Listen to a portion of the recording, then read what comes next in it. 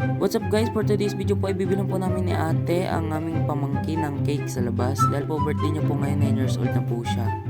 Hinihintay ko na nga lang po si ate Art dito na mag-ayos ng buhok. Habang nag-ayos nga po si ate Art ng buhok, nanghihingi na ako dito ng pambili ng cake kaso ayaw ako bigyan. Ayan. Palabas na nga po kami dito ng bahay ni ate Art para makabili na po ng cake.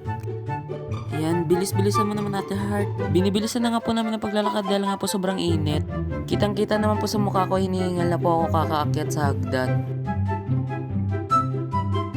Habang naglalakad nga po kami ay nakita niya ang kanyang mga kaibigan. Pumipili na nga po kami ng bibili na cake dito. At nang nakabili na po kami, binibilisan na po namin ang paglalakad. Dahil nga po aabutan na po kami ng ulan, tingnan niyo po yung langit. Malapit na nga po kami sa bahay nila at buti hindi kami inabutan ng ulan. Andito na nga po kami, buti na lang po talaga hindi kami inabutan ng ulan. Napakaganda nga po ng cake, ayan po, pa-heart siya. Kitang-kita naman po sa mata ng kanyang apo ay sobrang saya niya nga po nung natanggap niya ito. Ganyan po kamahal ni tita ang kanyang apo. Kamano mo ha?